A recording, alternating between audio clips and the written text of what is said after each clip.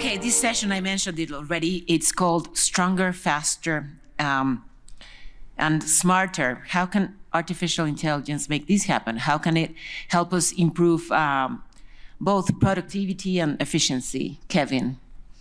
Well, I mean, so I mentioned a little bit about some of the big breakthrough discoveries recently, but if we just talk about even just more practical things, and I absolutely agree with what Eduardo's saying, is that it has to be of value if to your organization for you to use it. So you shouldn't use it. Nothing's worse than a fad that kind of doesn't meet expectations. And so that's absolutely true. I think it's early days. This whole LLM stuff is maybe out in the public domain, maybe in the last 9 months. We've released some tools, and those are kind of new. And we're still trying to learn about how actually organizations and people are going to use them. But maybe a few ideas about productivity. Like one that we found kind of interesting is just in terms of developers and coding. Mm-hmm. So now you have this ability, and it's not, we have a model for that, for, Code Llama, but there's also other, obviously, models out there where you can actually get the LLM to produce code for you. And while, again, it's early days, some of the early results seem to be promising. And so there are some reports out there that coding development has accelerated by like 55%, just by having an enhancement, an assistant that helps you kind of facilitate the development of code. So that's kind of an interesting thing for businesses that are trying to build things.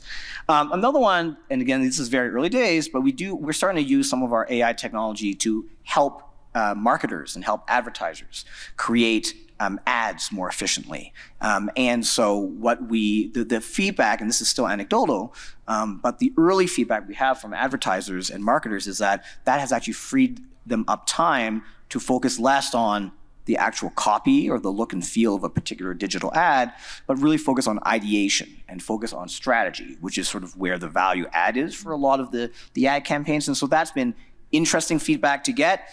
This is still very, very early days. We look forward to hearing more from advertisers and marketers on that. But those are some examples, some practical examples, I think, of how AI and LLMs can actually help with productivity and efficiency in the marketplace. Thank you, Kevin. Let me ask Courtney.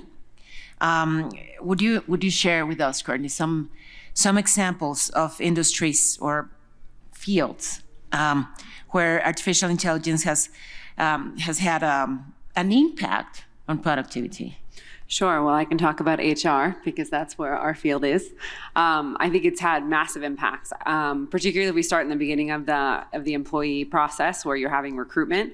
You're able to process millions of profiles much faster than you were before. You don't need, with various different tools, being able to highlight certain skill sets that you're looking for and blow through LinkedIn versus having recruiters look one by one. Even with LinkedIn Recruiter, which is amazing, the tools that are provided are just much faster with AI.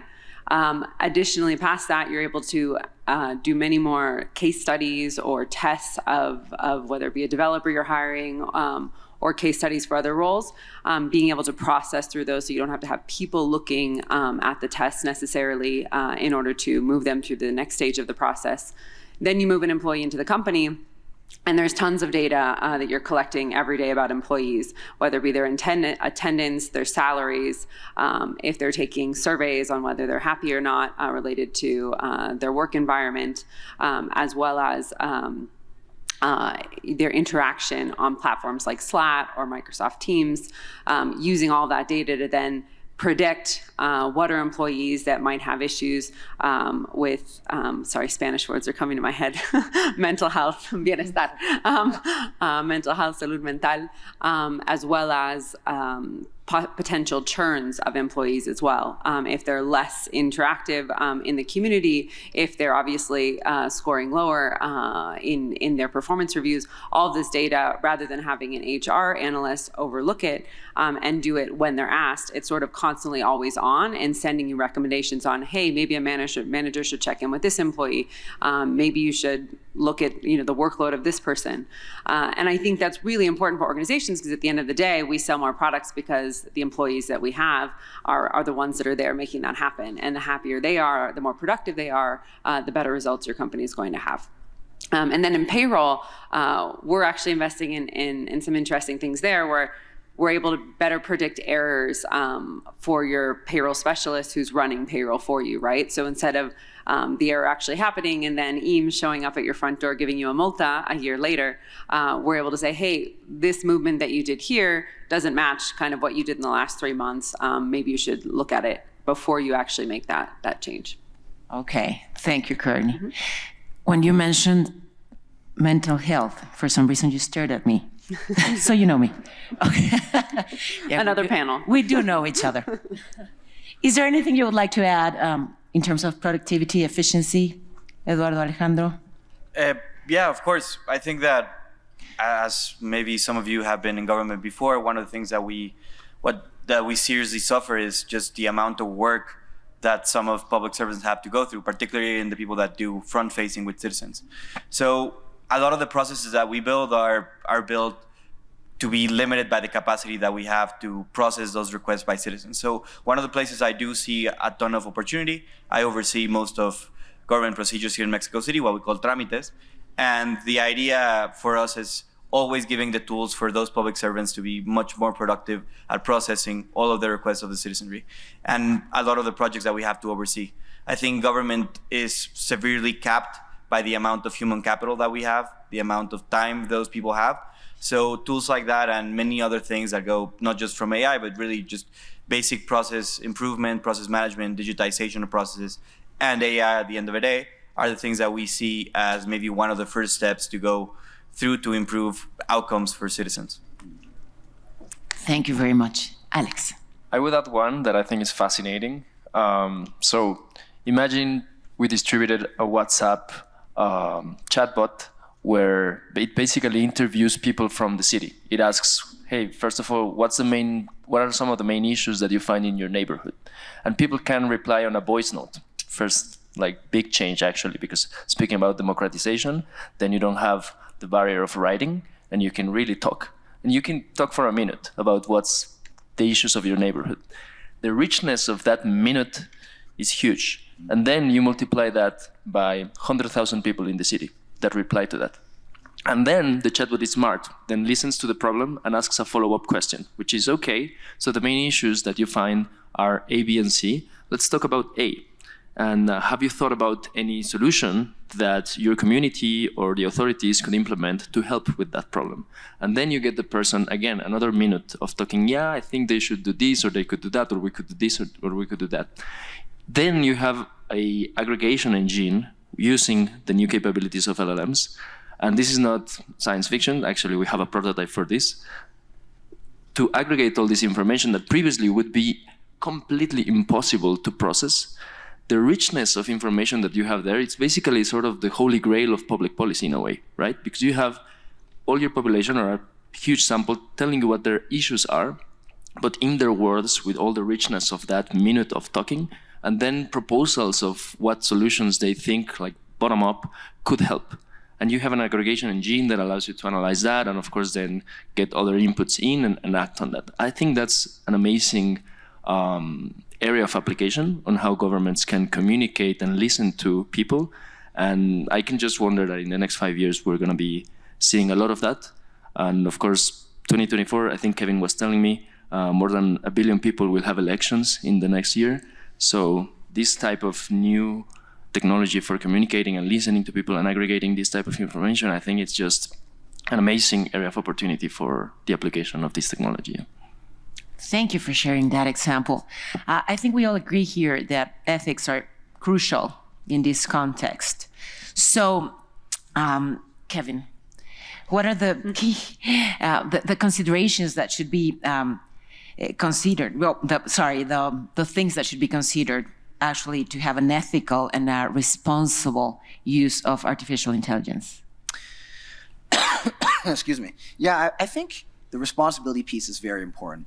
And again, this is early days. So these models many different companies are building these models. They're kind of out in the open. I think what's important for us is to ensure that we do, and this is more of a technical term that we use when we talk about AI models, but that we fine tune them in a way that takes into account things like safety and privacy to ensure that the inputs that are put in to train the model have a level of protection, and to ensure that the outputs from the model are also ones that are going to be appropriate and are going to be safe for everybody.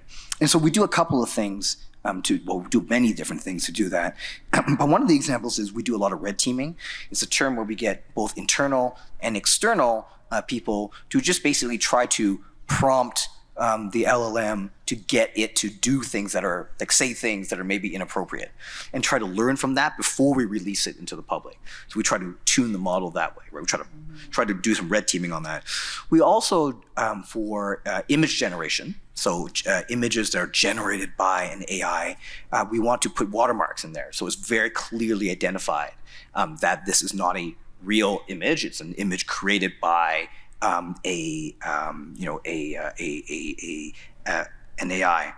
We also have responsible user guides, and so as I mentioned before, we are releasing Llama 2 into the broader public domain. We have both a license that people have to sign on to, which kind of spells out their obligations, but we also have a very comprehensive guide that provides recommendations on how to ensure the safe use of LLMs. And maybe I would end by saying, what we've learned with just sort of open innovation generally is that the more scrutiny something has, right, the more people are using it to test it and challenge it, the better we can safeguard it. And so our approach has been to say, we don't think we have all the answers. We are doing a limited release so that people can test the models, challenge the models, and provide us feedback so we learn how to continually improve and ensure that they are secure and they are safe to use. And we think that inviting that kind of broader scrutiny is the right path forward, both from an innovation and democratization standpoint, but also from a safety and security standpoint. So you accept that, yeah, we don't have all the answers. There's maybe more questions than answers, and it goes too fast. 100%. And what's interesting about this, and if you play with some of the models that we're going to be, or some of the AIs that we're going to release in the future, we just announced these about a week ago at our big developer conference. We have these AIs that you can access on Messenger, on WhatsApp, or on Instagram. But many other LLMs too. What's interesting is that we declare upfront that it is possible that these LLMs will return information that may be inaccurate or wrong. And we have a very big disclaimer because we're still refining these models. The technology is new, but we do believe that the right approach is to get that feedback from people so that we can constantly improve the model so that it gets better and better at that. And I think that's not just us. I think I'd like to say, actually, unlike past technology shifts, this one, I think everybody, whether it be government, civil society, or businesses, all understand the tremendous potential, but also understand we must do this at a measured pace and responsibly, and be very clear that this is new. Not everything that the LLMs will produce is going to be necessarily accurate. We want to be very clear about that, and we want to get the feedback to refine it to make it even more useful for people. Of course, we're all trying to improve, right? How are you doing that improvement from the government? Eduardo, see, we are all hoping here that AI can help us have a more equitable world, but technology can also do the opposite and actually exacerbate the inequalities. How can we prevent that from the government point of view? Yeah, so I would answer, I think, in two levels. The first one is going with what you were saying, which is, I think that all of us that were sitting here, or life has been transformed dramatically in the past decade by different types of technologies. And the way that we order food, the way that we buy a plane ticket, the way that we do pretty much everything has changed dramatically. And one of the main worries that we have as government, and particularly a government like ours that has a social justice mandate and that we come from a left-leaning position on public issues, is how do we make sure that new emerging technologies don't leave people behind and don't really create bigger gaps between the people that are technology adopting and the people that aren't. And one thing that we try to build into everything that we do is trying to making sure that the services that we build digitally within the city have to do with making the lives of the people that are worse off easier rather than making the people like us feel a little bit more comfortable. And that is something that is always interesting when we're talking about emerging technologies and use cases, because maybe the most important or easiest use cases at the beginning are kind of like making things easier for people that have their problems solved. And the deeper problems, the more complex ones, the ones that take a lot more time, are the ones that solve the needs of the people that have been left behind for decades. So it's one of the things that we try to consider when we build new products and when we adopt new technologies. The other one that has to do with that equity, or rather than that equity, with the potential side effects of any new technology, has to do with the role that we have in terms of regulation. And I feel, this is a personal opinion of mine within the tech sector, public sector, has to do with sometimes we feel pressure to regulate too soon. We see things happening very fast. We see that, or we feel that government must posture in terms of regulating, when we really haven't had a ton of answers or a ton of information on what we need to actually regulate and how. And that is why we believe, and I believe personally, that in terms of regulation for these emerging technologies, particularly AI, we still need to hold a little bit longer to make sure where the sector is going, where the industry is going, where the solutions are going, before we regulate something that we hardly understand and where we have hardly answers, and that might have further potential negative consequences if we regulate improperly. So those are the two things that I see as government that we need to kind of keep our mind concentrated on. Thank you. Thank you very much. Courtney, would you please share with us some examples of the opportunities that artificial intelligence creates for startups? Yeah, sure.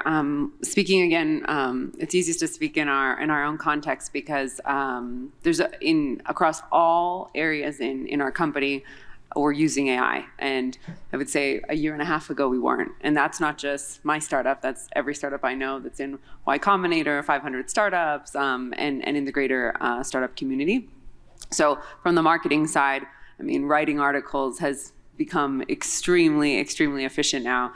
It takes you 1/20th the time to create an article. So we're just producing massive amounts of content, which obviously helps drive more eyeballs to our website and ultimately results in more sales for our products. And not just Runa in the vertical of payroll and HR, but every startup I know that has an SEO strategy, which is the majority of them, specifically those focus on B2B. We move over to the sales side. I've been blown away with some of the new tools that have come out, even ones that can apply to Spanish language. For instance, we purchased one recently that analyzes all of the calls of all of our cold callers and aligns that with those that have the highest success rate, and then helps us produce the best pitch. And this changes over time, I would say on a weekly basis. And these are people who are doing 70 to 100 calls a day, and then passing several of those leads on to our salespeople to then further filter the lead and close it.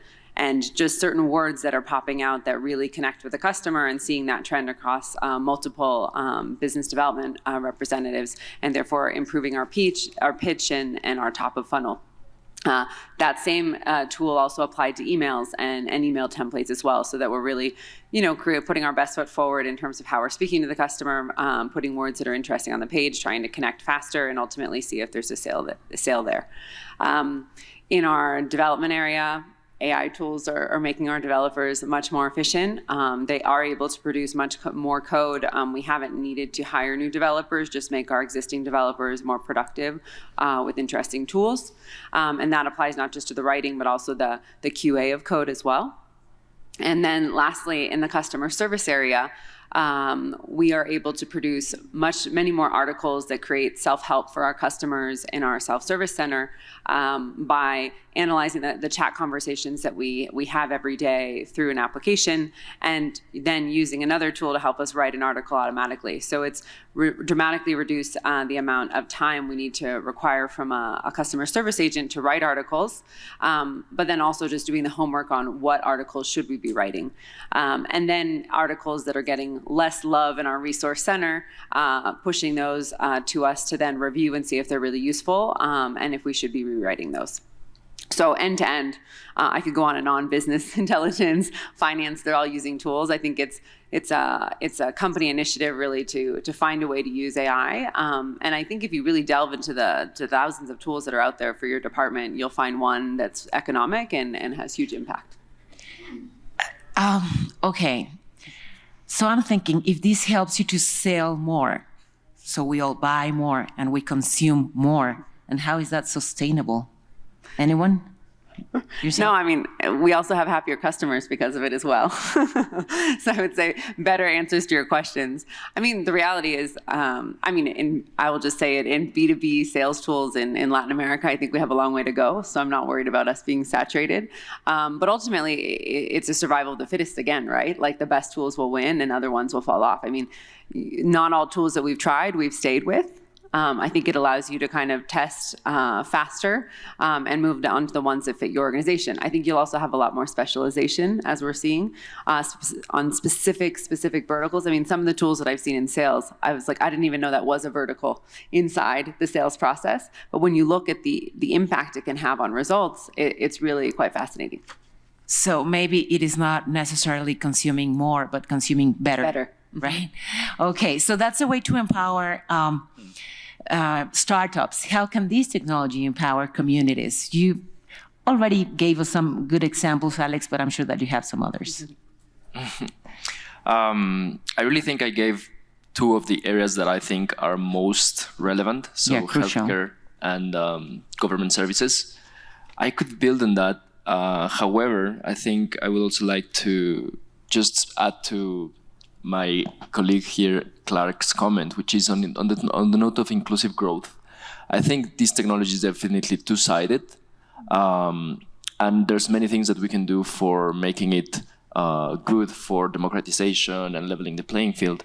But the truth is that in a horizon of 5 to 10 years, there will be a lot of job substitution, I think.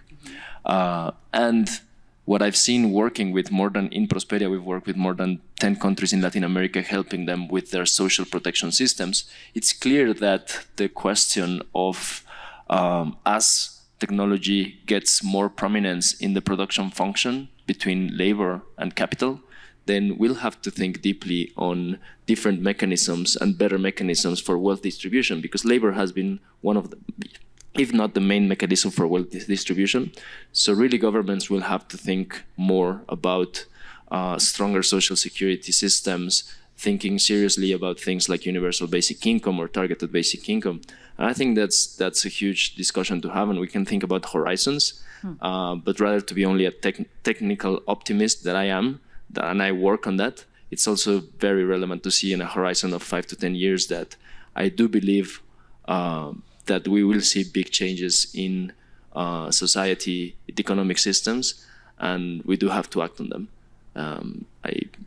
And social protection will be key. And again, this technology can help you to do up to a certain point.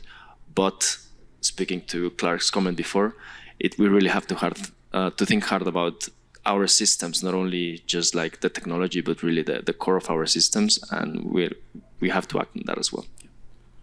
Well, you're optimistic based on information and real possibilities, so that gives us a lot of hope. Thank you. Thank you, Alex.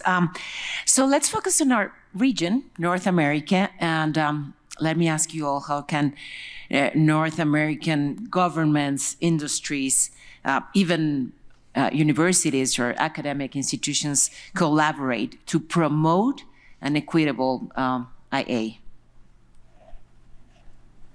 Please, Kevin. Okay. Well, I actually very much agree with what Eduardo has been saying about these things are very, very new. And in fact, I just talked a bit about how we don't even know how people will use these things. It's kind of coming out. We see some interesting and fascinating examples of how they're already driving value.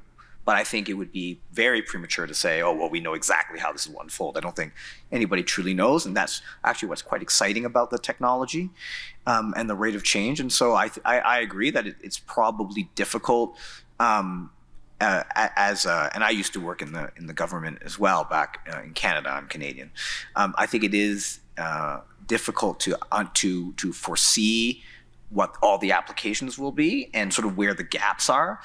And so I think what's helpful, and I think even when I was working for the Privacy Commissioner in Canada, I think oftentimes what we want to do is protect and ensure that people are secure based on sort of technology neutral principles. So when we're talking about, well, how should governments think about, we should be promoting innovation, right? And we should be supporting entrepreneurs and ensuring that our economy, wherever it is, in North America, that it gets its share of the value, right? And so we want to make sure that we don't do anything to stifle that. But on the other hand, if we are talking about sort of rules of the road or guardrails for new technologies, again, I think it's important to not move too quickly, right? To make sure that there's time for things to develop and understand sort of where things are going, but also to be clear-eyed about what you're trying to fix.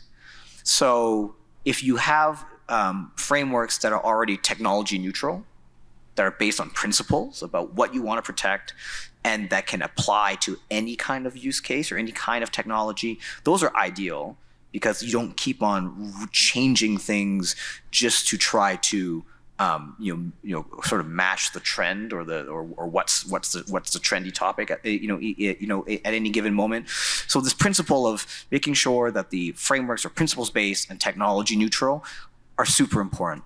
And I guess the last thing I would say on this is, and again, with AI, it's still hard to understand fully what that means, I think, but it's just this notion of let's not be putting in place frameworks and rules that actually prevent the kind of innovation that we're talking about, that is potentially out there. And I'll give you one example, and we're here among friends, we're in North America, I can talk a little bit about what's happening in Canada. But I mean, so if we talk about the older generation of the internet, links, right? It's kind of the foundation of the internet.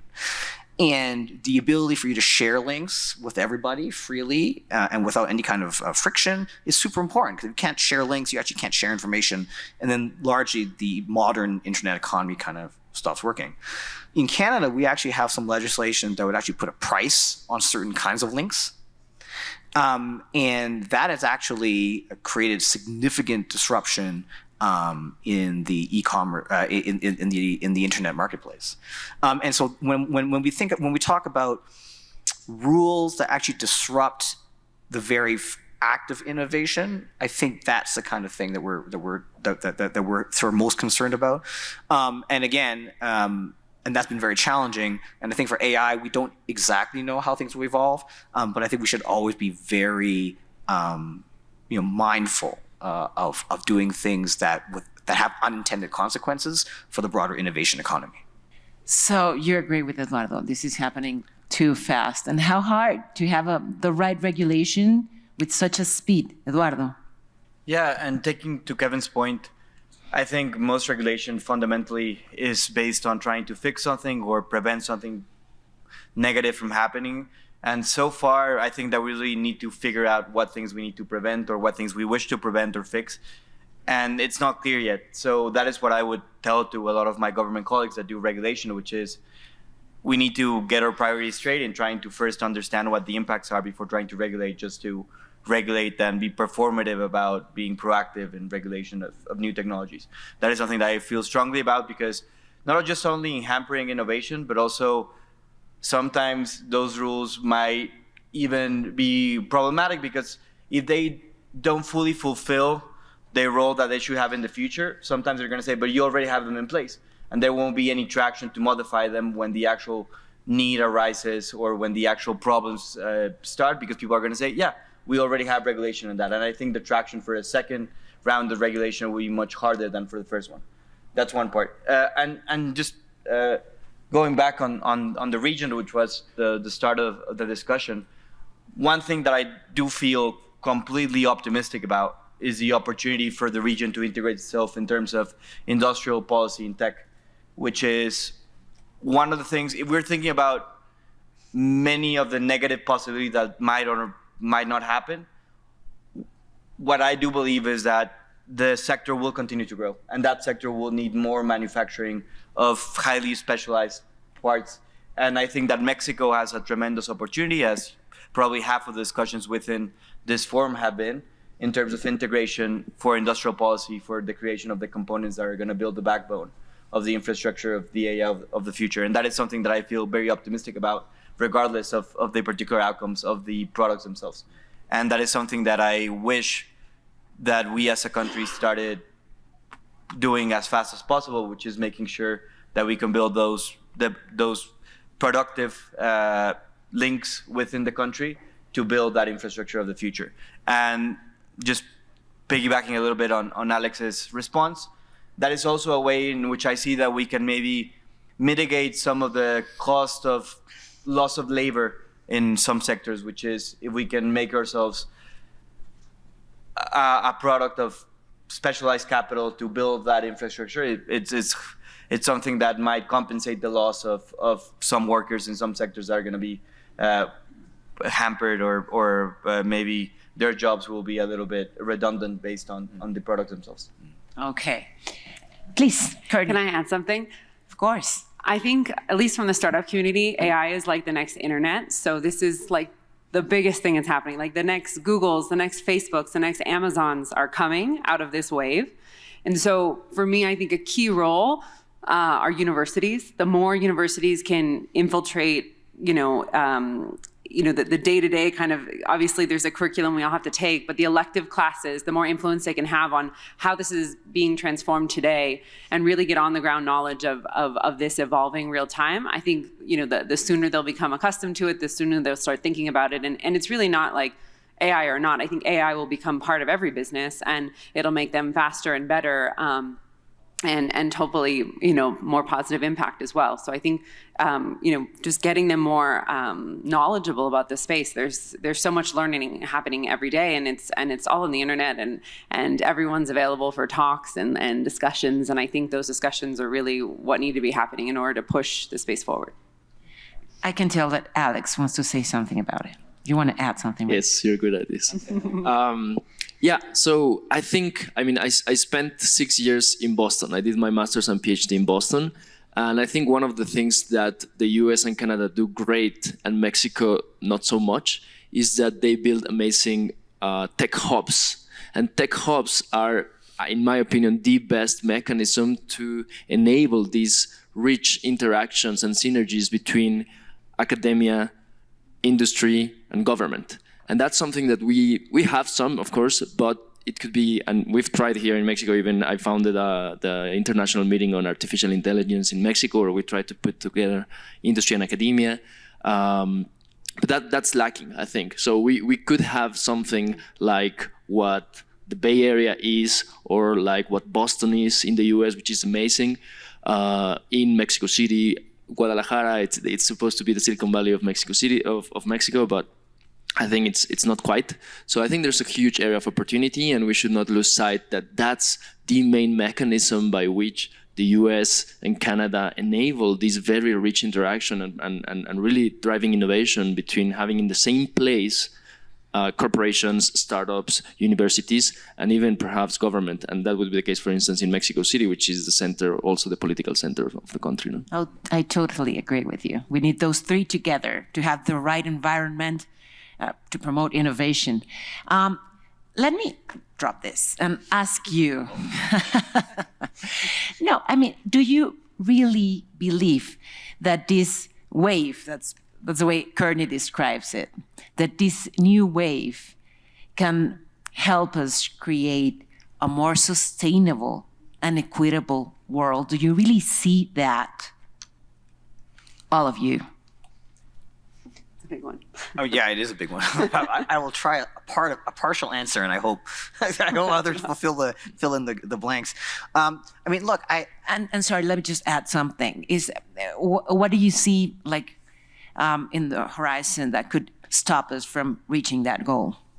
Sure. I think, and I also spent a lot of time thinking and working on the metaverse work, so sort of immersive technologies in addition to AI. And AI, of course, is going to be hugely empowering for enabling the immersive environments that we actually are imagining are going to have value. One of the big things, I think, for that is really the ability to be able to be together without physically being together. And already, I mean, even in my workplace, but I think many others already, we're experiencing environments where you can actually have a team meeting and the team can be across the world, literally, and yet feel like you're actually embodied and present in an environment. So I do think that does have significant value for this question of sustainability and how do we continue to be able to interact and be with each other and work together without having to actually travel that distance. I think there's a lot of value there. I think on the AI side, if you just look at more sort of machine learning and predictive analysis, there are definitely examples already of how that's been very good at forecasting and analyzing climate. And forecasting changes in the environment. So I think all those things could be very, very helpful. On the equity side, I just think, again, I come back to, and it's interesting how much it's come out in this panel, this notion of democratization.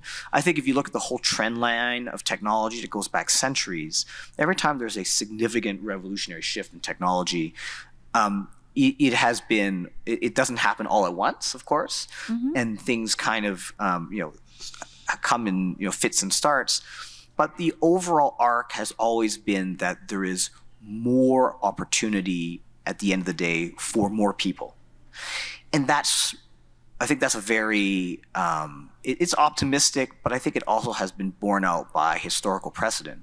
And so this whole point of, well, every startup is now, wasn't in AI like 2 years ago, but now they are. It's not, I hope, and I think that's true. It's not because it's the fad. It's because this is the thing that is going to empower and enable so many more entrepreneurs to succeed in the areas that they're working on. So I think that's really exciting.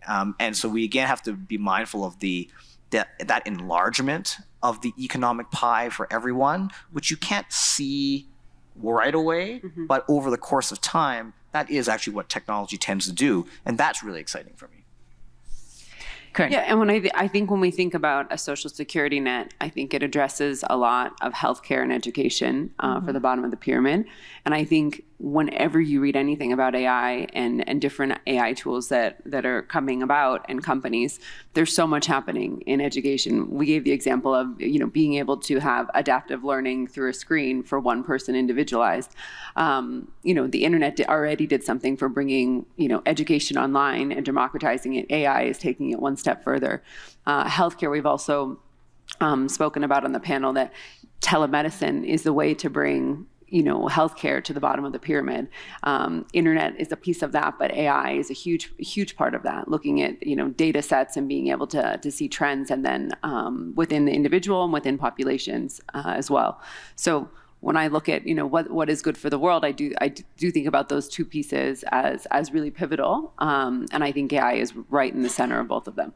Well, going a step back, my main worry, rather than if AI is going to lead a more sustainable and equitable world, has to do with the current fight that we still have in the world, which is trying to get our definition right of what we believe is equitable and sustainable.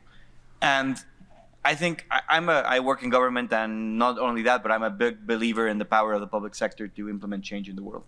And I think that the fundamental fight that we might have to deal with in the next decade or less has to do with the role of the public versus the private, when so many of the things that usually public sector has to fulfill for citizens might advance very rapidly in terms of the capacity of the private sector to compete with that sector, with that marketplace.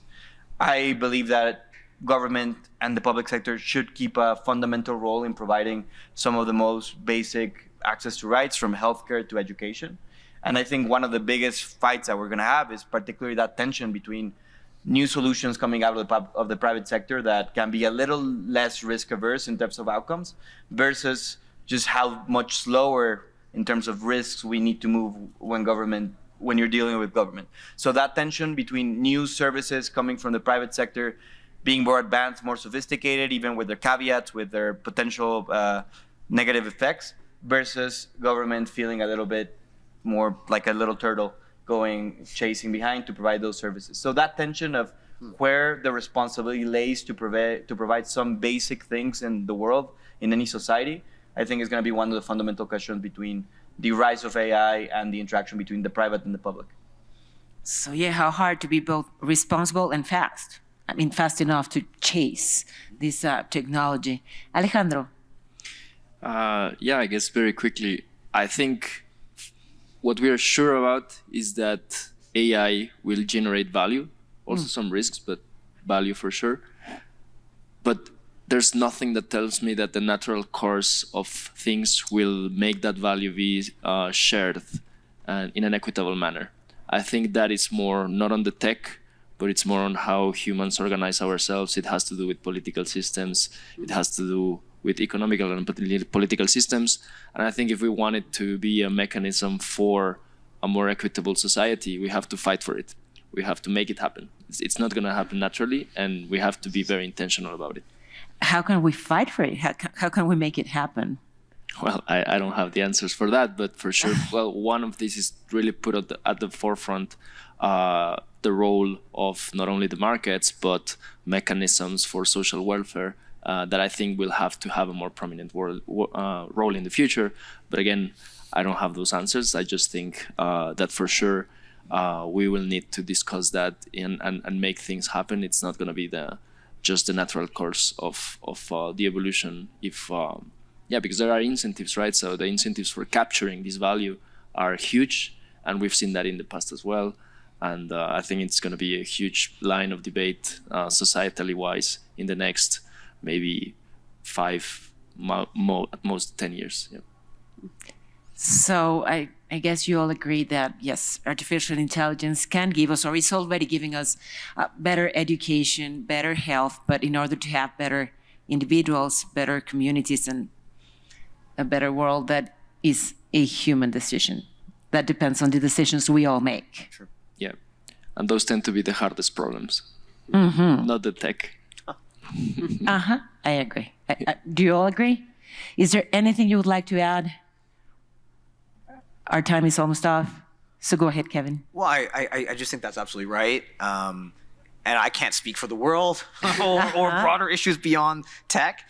But I do think one of the things we're really interested in exploring more, and we want to build conversations across different sectors to talk about, is indeed how can we imagine future iterations of the internet, whether it's be AI, or we're talking about sort of spatial computing in the metaverse, that where the wealth and value is more distributed.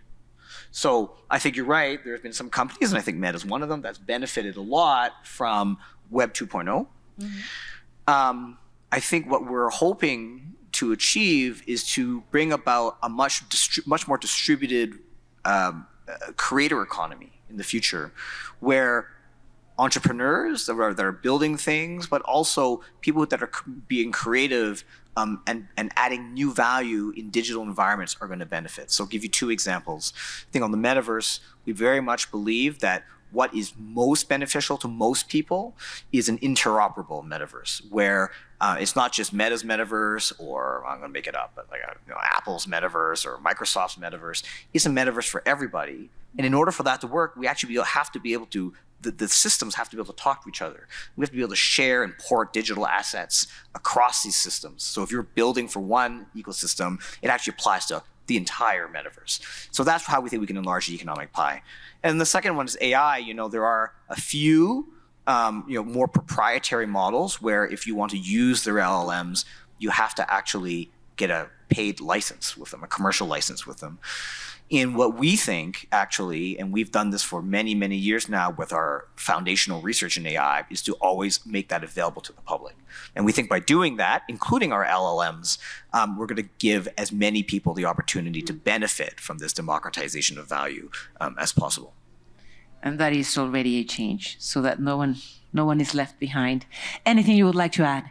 Thank you all very much. It was very, very interesting. I'm sure that we all learned a lot, and we have now information to be optimistic, of course, but also very responsible to make the right use of these technologies. Thank you. Thank you all for your time and your attention.